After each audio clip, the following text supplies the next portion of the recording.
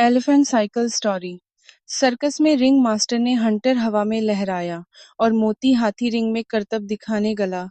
कभी वह सूंड ऊपर करके दो पैरों पर एक छोटे से रास्ते पर चलता, कभी वह बॉल को हवा में उछाल कर करतब दिखाता।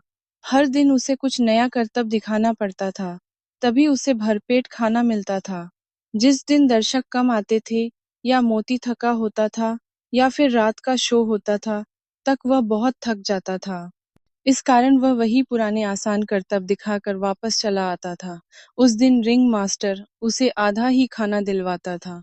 भूख से परेशान मोती एक जगह बैठकर सोचता, काश किसी तरह यहाँ से भागा जाए।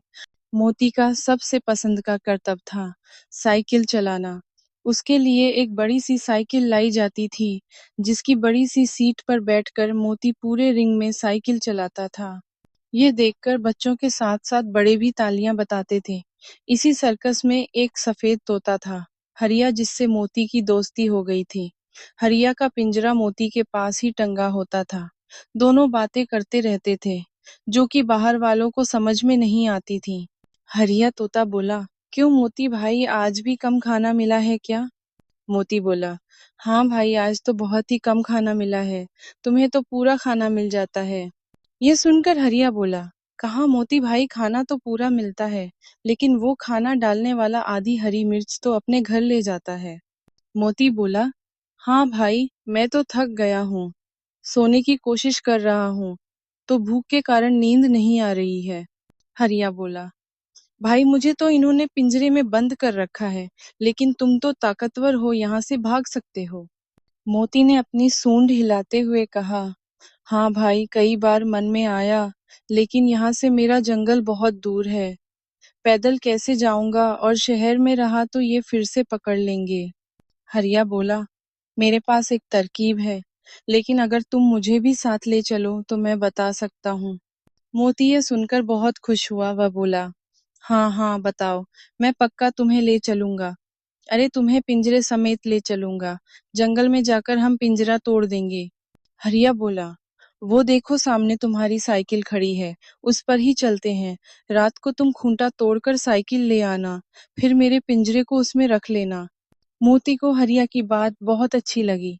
रात को उसने साइकिल उठा ली और हरिया का पिंजरा अपनी सूंड से उठाकर साइकिल पर रखकर वह चुपचाप साइकिल चलाता हुआ जंगल की ओर चल दिया।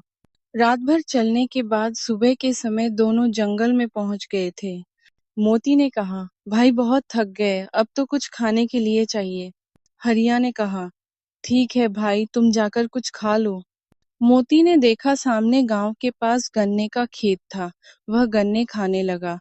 गन्ने खाकर उसका पेट भर गया। वह वापस आया तो देखा उसकी साइकिल के पास कई सारे जानवर खड़े हैं।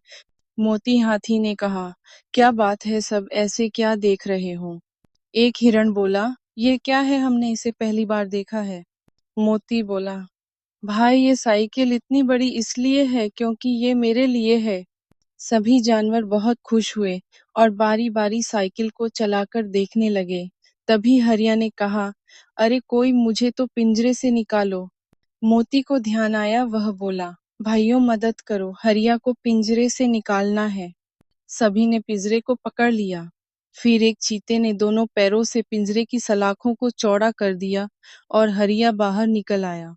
सभी जानवर बहुत खुश हुए। हरिया मोती की पीठ पर बैठ गया और मोती साइकिल चलाने लगा। पूरे जंगल में घूम-घूम कर सब मजे करने लगे। इस तरह एक तोते की सूझबूझ से मोती को कैद से आजादी मिल गई।